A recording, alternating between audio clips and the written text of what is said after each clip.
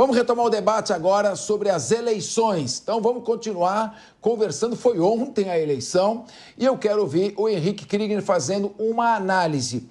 Eu quero saber o seguinte: direita e esquerda vão dominar esse país ou será que o centro conseguirá subir? O PSDB acabou desbancando o MDB.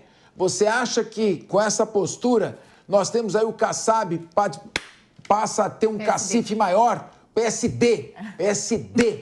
O Kassab pode bater o martelo e ser um player ainda mais forte junto ao presidente Lula, porque o Lula parece estar meio refém do Congresso, hein? O Centrão agora está mais forte e com essa força toda, vai ficar caro, hein? Haja emenda parlamentar, hein? Ele mesmo já falou sobre isso, né? Ele dizendo ali para os seus apoiadores, o presidente Lula já afirmou, falou que vocês querem que eu faça o quê, sendo que eu tenho um Congresso só com um partido ali, com poucas dezenas de representantes. Um ponto importante, capaz de trazer aqui, é que o centro, ele é um posicionamento ideológico também. Não vou entrar no profundo aí da filosofia política, da teoria, nesse sentido, mas algumas pessoas falam assim, não é direita ou esquerda, é centro, porque o centro seria um lugar de abstenção, ou mesmo isenção ideológica. Não é. O centro também é um lugar de... existe uma teoria política por detrás. Então, é mais plural no sentido de as pessoas vão flexibilizando certos pontos da direita, outros pontos da esquerda, abraçam uma causa, abraçam outra, mas o centro também é um posicionamento político e também é um posicionamento ideológico. É isso que é importante e eu acho que a gente vai chegar no momento em que o país vai olhar para isso. Quando a gente fala ideologia, já é um termo negativo, né? A conotação já é como se fosse uma coisa negativa, doutrinação, coisa do tipo. Não. Só estou falando de uma organização sistemática de princípios da filosofia e da educação política. Isso já acontece na esquerda, acontece na direita, que está se formando no país, e acontece muito no centro. O pensamento de centro é um posicionamento ideológico, cabe a você, eleitor, decidir se você está de acordo com ele ou não. É isso que vai dizer se o centro, a figura do centro no Brasil tem futuro. Não é necessariamente o número de cadeiras que ocupa, mas é a movimentação popular ao redor dessa ideologia de centro, que por muitas vezes passa maquiada. É bem verdade, mas é uma ideologia. Agora, Ellen Brown, eu lembro nos estudos da Assembleia Francesa, tinha os jacobinos da esquerda, os girondinos da direita e tinha o pessoal da montanha, que era o grupo mais polêmico. Agora eu pergunto, por que centrão? Não seria centro?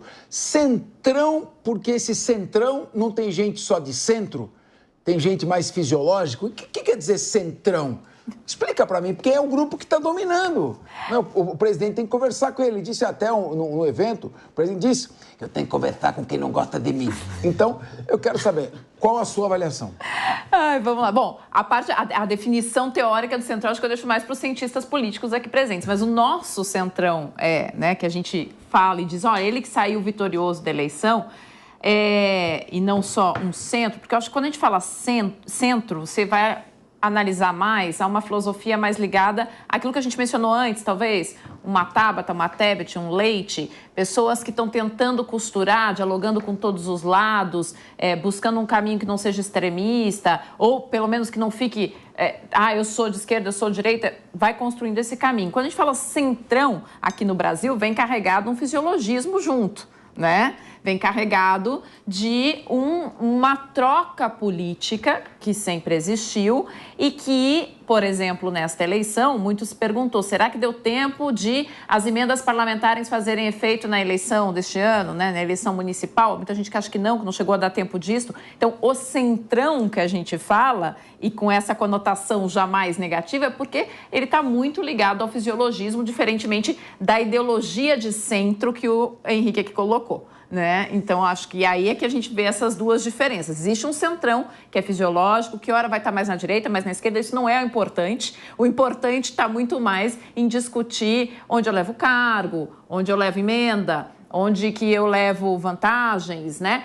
E que, veja bem, também tem uma legitimidade política nessa costura, né? Há uma legitimidade política nessa troca é que a gente viu nos últimos tempos uma desmedida de relações de poder.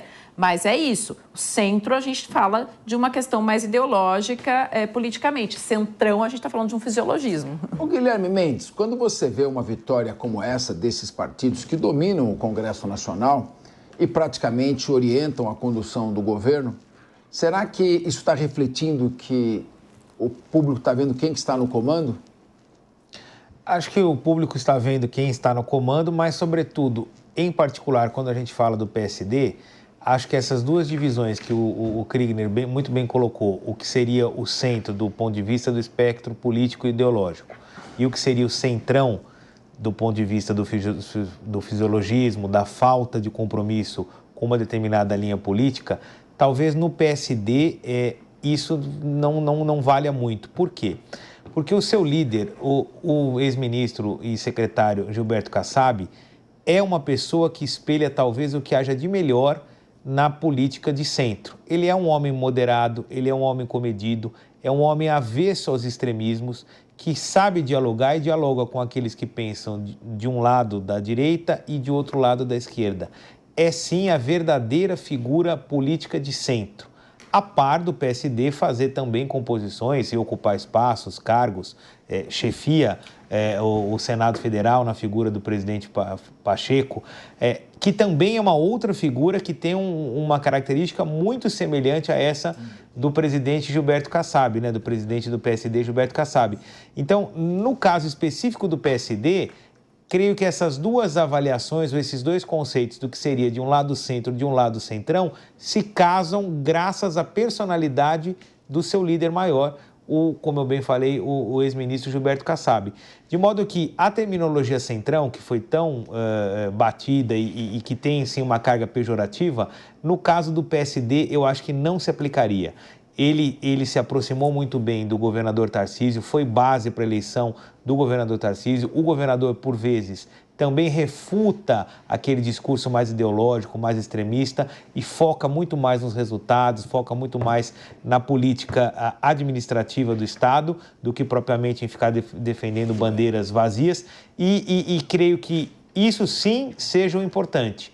As prefeituras do PSD estão certamente muito mais ligadas ao fato do partido exercer a administração com equilíbrio do que propriamente em ser oportunista em estar em uma ou outra esfera da administração. Muito Acho bem. que nesse caso o centro usa a melhor terminologia da palavra. Muito bem. Luana Tavares, mas é engraçado, eu vejo a origem do Gilberto Kassab num partido liberal, da Frente Liberal. O Gilberto Kassab, ele, por formação, engenheiro da Politécnica, é a favor das privatizações, parceria público-privada. Eu não vejo ele como um socialista. E não vejo o PSD, por mais que ele se componha aqui e ali, de maneira até hábil, eu não vejo o PSD um partido de esquerda, nem um partido que apoia um governo forte, socialista, que tem o sonho do welfare state. Como você tem essa visão também, ou você acha que o Guilherme Kassab pode virar um socialista de uma hora para outra? Acho bem difícil, Capês. Acho que a construção política que o Gilberto Kassab tem feito, né?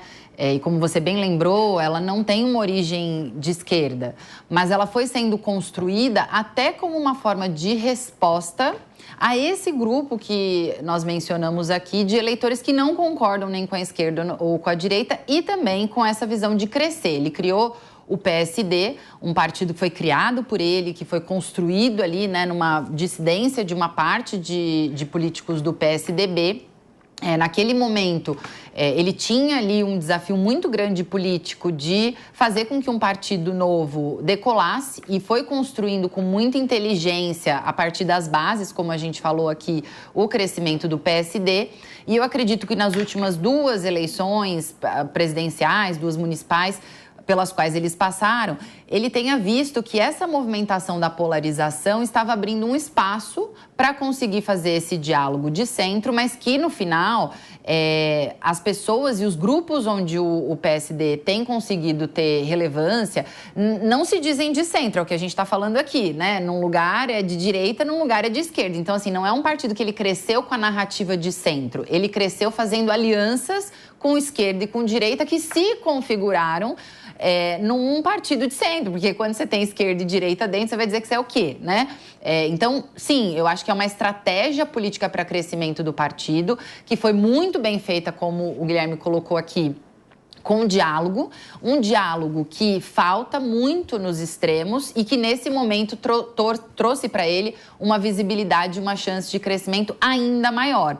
Então, a tendência, como a gente tem visto aqui pelas pesquisas e os números que se configuraram nessa eleição, é que esse crescimento ele continue, porque esse público que está desassistido e o público que não quer ir para os extremos da esquerda e da direita está encontrando um lugar confortável, ainda que ele tenha já um alinhamento ideológico de esquerda e de direita, ele encontrou ali um partido, ou encontra, né, nesse partido, que hoje é o partido que mais tem crescido, né, e no âmbito municipal, o maior partido do Brasil, um conforto de estar ali e não precisar ir para os extremos de nenhum dos dois lados do espectro.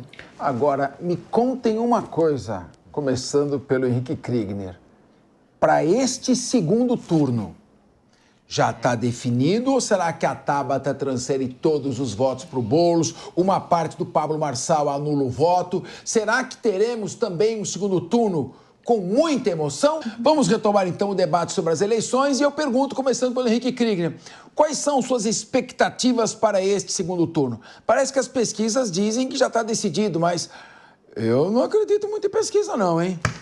É realmente difícil de dizer com exatidão. O que eu diria é que os que a gente já tem, né? Tabata já declarou apoio ao Boulos, resta saber se os eleitores da Tabata vão seguir essa mesma linha, eu acredito que uma parcela não. O PSDB também já declarou apoio ao Ricardo Nunes, resta saber se os eleitores do PSDB, mais diretamente do Datena, vão seguir também essa mesma linha e eu acredito que sim, uma boa parcela deve seguir, não deve ir para o lado do Boulos.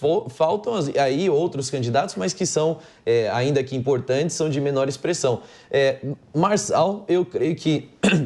eu creio que Marçal consiga, sim, fazer esse apoio a Nunes. Ele colocou alguns critérios dizendo que é possível. Ele não negou essa possibilidade, caso haja aí um diálogo em cima de propostas, para que Nunes inclua no seu programa de governo propostas que foram carro-chefes da sua campanha. Então, eu acredito que isso deve acontecer. Mesmo que não aconteça, num cenário hipotético aí de uma isenção, talvez, de Marçal não declarar apoio nem para um lado, nem para um outro, que obviamente ele nunca declararia para o Boulos, mas existe uma parcela da população que se nega a anular o voto ou simplesmente não aparecer no dia de votação. E essas pessoas, elas devem ir para a urna e ali elas vão votar em Ricardo Nunes. Quase que óbvio seria uma opinião como essa. Ellen Brown. Bom, primeiro só os votos do PSDB. O PSDB não fez nenhum vereador, né? E o Datena saiu com nem 2%. Poucos Exato, né? Assim, por exemplo, a gente viu ali, quando a gente estava nas imagens do Ricardo Nunes, estava ali Tomás Covas, né? Filho do Bruno Covas, ele está na campanha inteira colado em Nunes, foi ameaçado de ser tirado, inclusive, do PSDB, ser expulso do PSDB, não foi, tá aí, ó, na imagem, esse moreno que aparece na imagem lá do Ricardo. Então, assim, hoje, o que nos mostra o mapa de São Paulo é que São Paulo também deu essa caminhada mais à direita. E aí, com isso, Nunes, que é uma pessoa que se posiciona numa centro-direita, leva vantagem, arranca em vantagem. Ontem, quando alguém mencionou que a Marta não falou e tal, a Marta não só não falou, como ficou com uma cara constrangida quando o Boulos começava ali a atacar o Nunes, porque ela foi secretária do Nunes até agora, o final do ano passado, né? Então, é uma situação muito difícil e me parece que, apesar do trabalho do Lula Guimarães, que é o marqueteiro do Boulos, ser um trabalho reconhecido, a campanha teve muita dificuldade de descolar a biografia do Boulos, dele, né? O Boulos tem uma pecha de radical. Eu tive em alguns encontros dele com o mercado financeiro, em que ele surpreendeu positivamente as pessoas presentes, mas não o suficiente para levar voto. Porque, por exemplo, todo mundo dizia, mas como é que você quer fazer diálogo se você está no PSOL, que é um partido que não é reconhecido exatamente por dialogar? Né? Então, são muitos os desafios, as camadas de desafios que se colocam para a campanha de Guilherme Boulos nesse segundo turno. Por outro lado, o Ricardo Nunes tem a máquina na mão, o Ricardo Nunes tem uma grande coligação, o Ricardo Nunes tem o apoio de Tarcísio e ele tem uma base de vereadores imensa que está na periferia, fazendo a capilaridade do voto, que é onde a coisa vai impactar. Então, você me diria, já está dado então? Não acho que está dado. Mas me parece que, pelo menos para o lado de Boulos, a construção é muito mais difícil. Bem difícil,